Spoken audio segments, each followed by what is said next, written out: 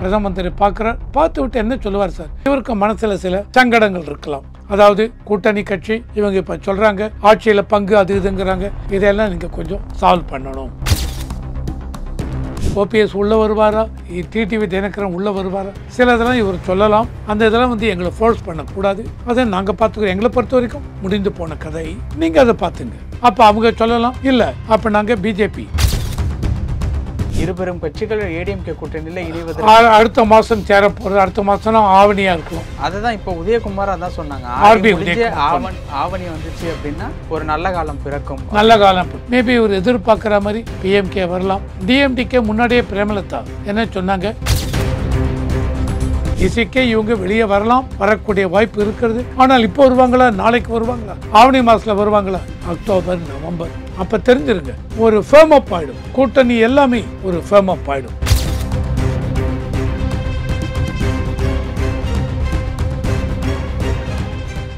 Real one நேயர்களுக்கு வணக்கம். இன்று நம்மளுடைய நேர்காணலுக்கு அரசியல் விமர்சகரான திரு ரவிசங்கர் அவர்கள் இணைஞ்சிருக்காங்க. சார் வணக்கம். வணக்கம். வணக்கம். வர்ற 26ஆம் தேதி மோடி அவர்கள் வராங்க இல்லையா தமிழ்நாட்டிற்கு. அப்போது எடப்பாடி அவர்கள் சந்திக்கிறதுக்கு டைம் கேட்டிருக்கதா தகவல் வந்திருக்கு. கன்ஃபர்மேஷன் நியூஸ் இன்னும் வரல. இப்போது எடப்பாடி அவர்களுடைய சுற்றுப்பயணம் அடுத்து எடப்பாடி அவர்களுடைய என்டிஏ கூட்டணி தான் ஆட்சியை பிடிக்குங்கிற அளவுக்கு ஒரு பாசிட்டிவான ஒரு வைபை கிரியேட் ஆகிருக்கு. தற்பொழுது மோடி அவர்களை சந்திக்கிறதுக்கு உண்டான டைம் கேட்டிருக்கதா இந்த ஒரு செய்தி வந்திருக்குல்ல, இது எந்த அளவுக்கு உண்மை அப்படின்னு நம்புறது? இதில் பொய்யா வர வேண்டிய அவசியம் இல்லைங்க. ஏன்னால் ஜூலை 27ஆம் தேதி கங்கை கொண்டை சோழபுரம் அந்த கோயிலுடைய இதுக்காக வரார் மோடி. ஸோ தமிழ்நாட்டுக்கு அவர் வரார். அந்த மாதிரி வரும்பொழுது என்டிஏ கூட்டணி 2026 எலெக்ஷனில் நின்று ஜெயிக்க போகிறோம் அப்படின்ட்டு பிஜேபி ஏடிஎம்கே அந்த அளவுக்கு ஸ்ட்ராங்காக இருக்குது. ஸோ எடப்பாடி அவர்கள் இந்த தருணத்தை பயன்படுத்தி கொண்டு மோடி வந்தாலும் சரி, அமித்ஷா வந்தாலும் சரி, அவரை போய் பார்ப்பதற்கு கண்டிப்பாக நேரம் கேட்பார்கள். ஏன்னால் பிரைம் மினிஸ்டர் அதை தாண்டி என்டிஏ கூட்டணியில் பிஜேபி கட்சியுடைய ஒரு important person prime minister Modi. அந்த மாதிரி அதனுடைய ஸ்ட்ராட்டஜி, எலெக்ஷன் ஸ்ட்ராட்டஜி இதெல்லாம் என்ன மாதிரி கொண்டு வரணும் அப்படிங்கிறதுல ஒரு இம்பார்ட்டன்ட் பர்சன். என்டிஏ கூட்டணியுடைய டிஃபேக்டோ பொதுவாக என்டையர் இந்தியாவுக்கு லீடர்னு பார்த்தா இவர் அமித்ஷா. அதனால் எடப்பாடி அவர்கள் டைம் கேட்டிருக்காங்க மோடியை பார்க்கறதுக்கு. உண்மையாக இருக்குமா? இருக்கலாம். இதில் எந்த விதத்துலையும் இது இல்லை. அப்படியே போய் பார்த்தாலும் ஒரு தவறும் இல்லை. இவர் அடிமை இல்லை. இவர் எதிர்கட்சிகள் சொல்கிற மாதிரி இவர் வராரு ஓடி போயிட்டார் பாருங்க. என்ன கேட்டால் இவங்களே நிறையா சமயத்தில் ஜெயலலிதா பீரியடில் மன்மோகன் சிங் வரும்பொழுது அவரை போய் இவங்க பார்க்கவில்லை. தமிழ்நாட்டில் அவர் மன்மோகன் சிங் வரும்போது ஜெயலலிதா புரோட்டோக்கால் என்ன சார்? பிஎம் வரும்போது சிஎம் போய் பார்க்க வேண்டாமா? அந்த மாதிரி மோடி வரும்போதே லாஸ்ட் டைம் கூட ஸ்டாலின் அவர்கள் போய் பார்க்கவில்லை. மனதிற்குழு உங்களுக்கு ராமேஸ்வரம் வந்திருந்தார். ஆமாம், கருத்து வேறுபாடு 1000 இருக்கலாம். ஆனால் அதை இந்த புரோட்டோக்காலில் கொண்டுறக்கூடாது. வரது பிரதம மந்திரி, நீங்கள் முதன் மந்திரி போய் பார்க்கணும். அதுக்கப்புறம் அவர் அட்டன் பண்ணுற எலெக்ஷன் மீட்டிங் அதையெல்லாம் அட்டன் பண்ணாதீங்க. ஆனால் எதையெல்லாம் அவர் திறந்து வைக்கிறாரோ அதை போய் பாருங்கள், நீங்களும் அட்டன் பண்ணுங்கள், தப்பு இல்லை. ஆனால் அந்த சமயத்தில் பிரதம மந்திரியும் சிஎம் இங்கே உட்காண்டிருக்கிறச்ச அதை பற்றி பேசுமே ஒழிஞ்சு அரசியல் பேசிவிடக்கூடாது இந்த கட்சி. இது என்னுடைய ஒப்பீனியன். ஸோ இப்போ எடப்பாடி போய் பிரதம மந்திரி பார்க்குறார், தவறு இல்லை. பார்த்து விட்டு என்ன சொல்லுவார் சார்? இவருக்கு மனசில் சில சங்கடங்கள் இருக்கலாம். அதாவது கூட்டணி கட்சி இவங்க இப்போ சொல்கிறாங்க ஆட்சியில் பங்கு அது இதுங்கிறாங்க.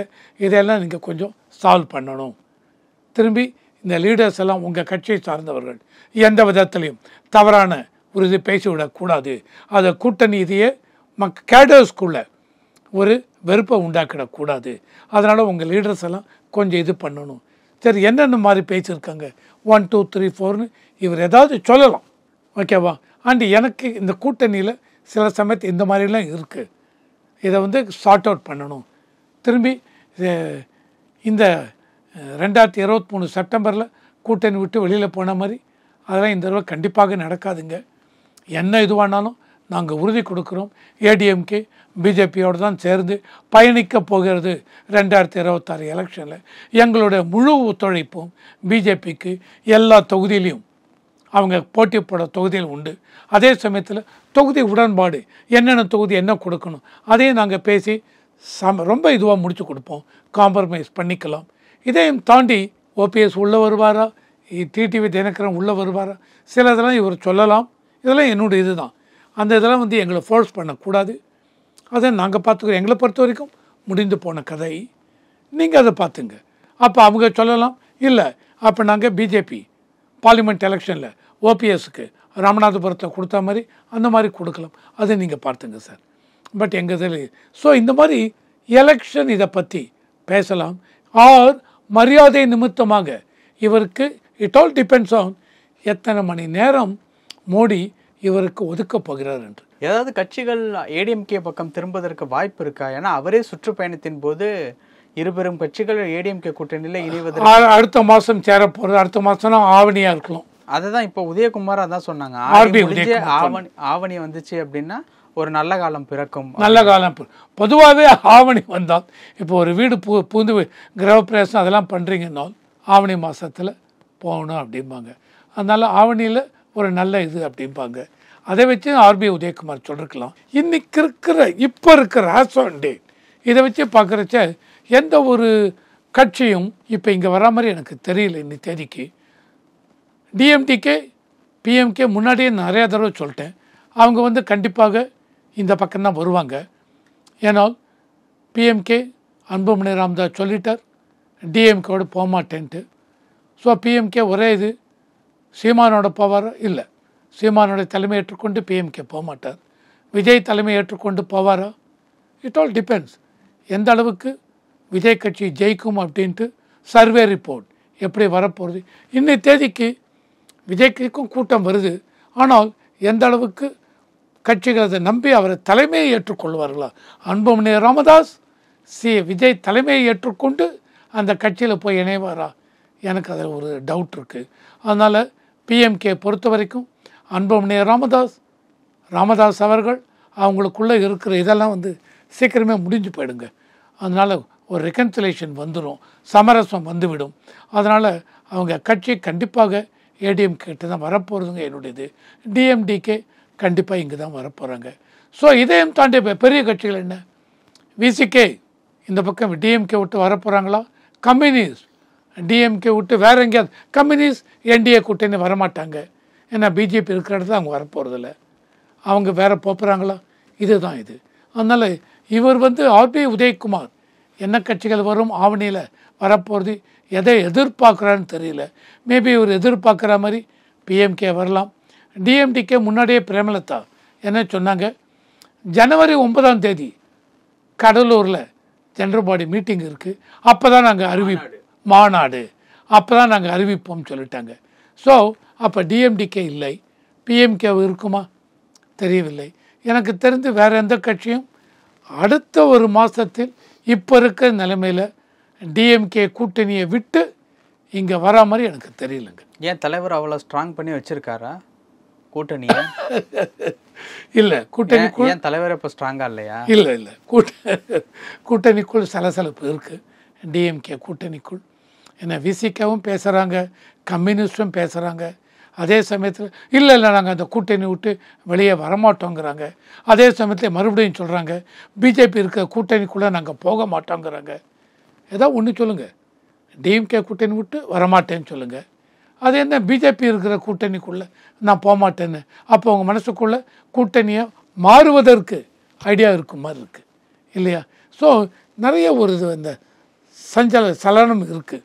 அதனால் உடம்புல ஆமாம், அதனால் விசிகே பார்த்தீங்கன்னு வச்சுங்க. இல்லை நான் கேட்டது அவர் உடம்புல அப்படின்னு கேட்குறேன். யாரோட உடம்புல? ஸ்டாலின் அவர்களுடைய உடம்புல. இல்லைங்க, ஸ்டாலின் அவர்கள் உடம்பு சார் ஒரு மனிதன் அப்படின்னு எடுத்தனாலே எல்லாருக்கும் ஏஜ் ஆகிடுதுங்க. இப்போ எனக்கே ஏஜ் ஆகிருக்கு, எல்லா இதுவும் வரலாம். உங்களுக்கு அவருக்கெல்லாம் ஒரே ஏஜ் தான். ஆமாம். ஸோ அந்த இதில் பார்க்குறச்ச அதுக்காக ஹாஸ்பிட்டல் போயிருக்கார். ஹாஸ்பிட்டல் அவங்க செக் பண்ணிவிட்டு ஆன்ஜியோ சிகிச்சையெல்லாம் பண்ணியிருக்காரு. ஆன்ஜியோகிராம் ஒன்றுமே இல்லை சார். துரைமுருகன் என்ன சொன்னார், ஆன்ஜியோ பார்த்தார்கள். என்ன சார் அர்த்தம்? இந்த மாதிரி செஸ்ட் எனக்கு பெயின் இருக்குன்னா ஆன்ஜியோ பண்ணுவாங்க. மாரில் அடைப்பு இருக்கான்னு பார்ப்பாங்க.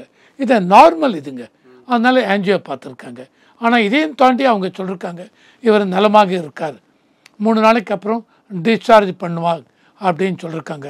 அதனால் என்னை பொறுத்த வரைக்கும் சிஎம் ஸ்டாலின் அவர்களுடைய ஹெல்த் கண்டிஷனை பொறுத்த வரைக்கும் எனக்கு நலமாக இருக்கார் அப்படின்னு தான் தோன்றுறது. அப்போ இந்த செக்கப் தேனாம்பேட்டை வந்து ஹாஸ்பிட்டலில் செக்கப் எடுத்ததெல்லாம் என்ன மாதிரியான விஷயம் சார்? தெரியலங்க, அது என்ன பர்பஸ்க்கு அவங்க போகிறாங்க.